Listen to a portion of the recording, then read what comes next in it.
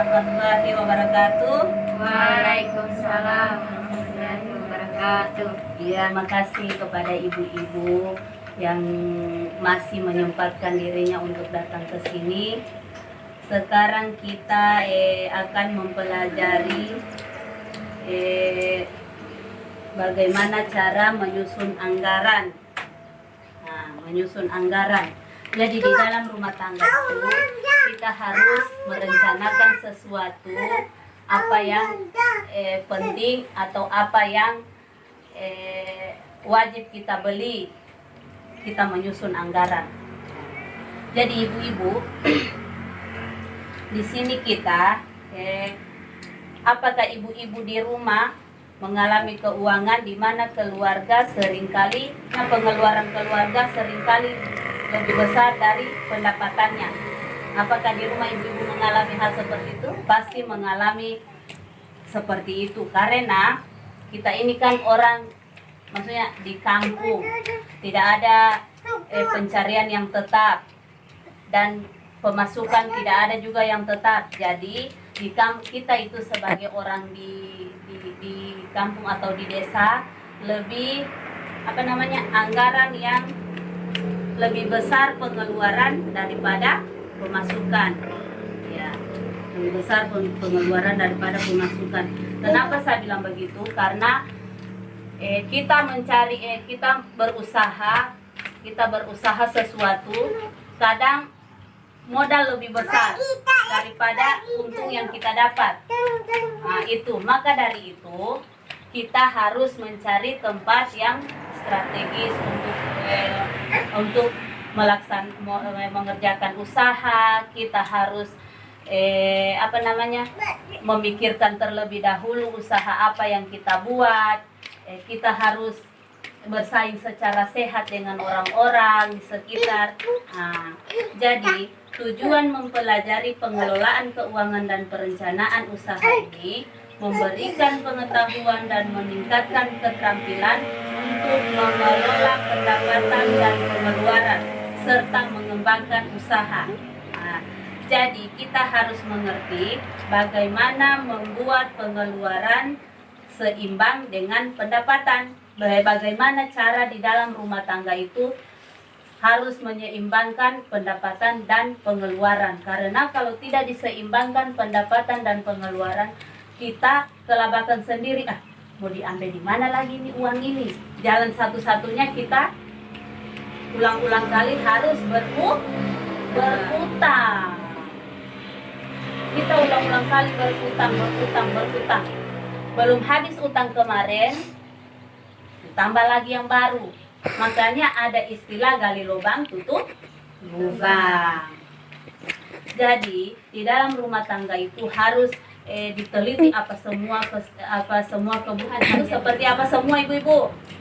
Beras, minyak, pokoknya yang di dapur itu kebutuhan kita. Keinginan itu seperti baju baru, tas baru, apa segala macam, jilbab baru. Itu belum penting.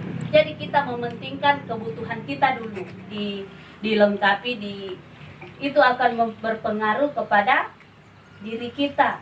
Seperti beras, kalau tidak dipenuhi, lapar. Minyak, kalau kita tidak mungkin cuma makan nasi toh. Jadi kita lengkapi dulu kebutuhan kita, baru setelah ada sisanya kita harus sisihkan untuk menabung sedikit. Karena pendapatan kita dalam 1 bulan itu tidak tetap. Seandainya kita seorang PNS atau apa, itu gaji tetap. Jadi harus kita tahu, mau begini mau ditabung. Sementara kita kan pendapatannya kita tidak menetap. Kadang dapat 400.000 1 bulan, kadang dapat sekian 500.000 1 bulan. Mau diapakan yang 500 itu? Sementara ini harga sembako melambung tinggi. Jadi kita harus kita harus bikin harus dicatat di buku seperti kas begitu, catatan kas. Kita harus beras kita kalau 1 bulan sekian kilo. minyak kita kalau 1 bulan sekian kilo, gula kita kalau 1 bulan sekian kilo. Jadi dipenuhi dulu kebutuhan itu, setelah ada sisanya sisipkan untuk menabung. Kita belajar untuk menabung. Nah, seandainya kalau sudah ada tabungan sedikit barangkali 20.000 disisip, kalau belum mampu kita ke bank, kita tabung dulu di rumah. Karena orang-orang di desa itu lebih senang mereka menabung manual. Bagaimana itu menabung manual? Menabung manual itu menabung di rumah dengan sistem celengan atau apa.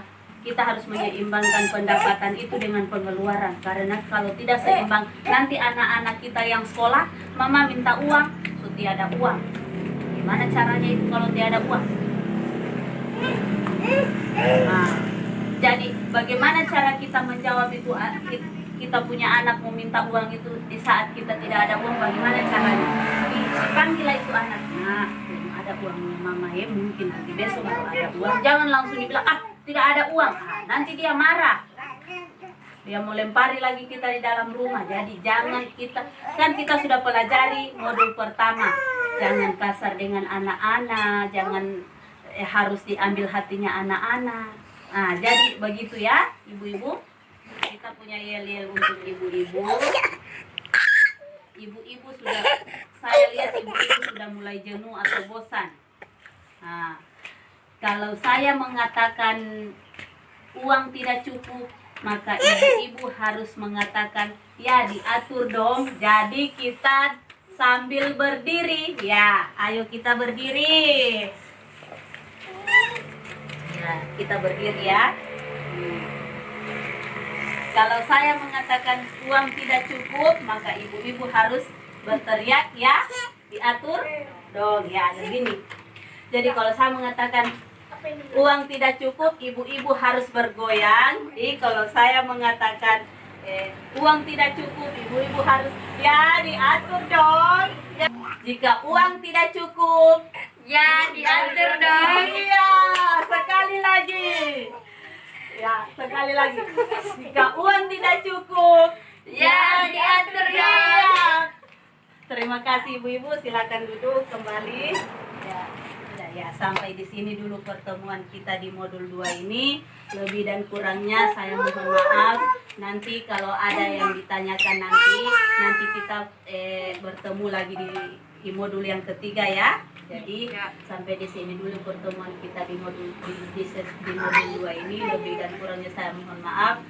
Assalamualaikum warahmatullahi wabarakatuh. Waalaikumsalam warahmatullahi wabarakatuh. Thank you.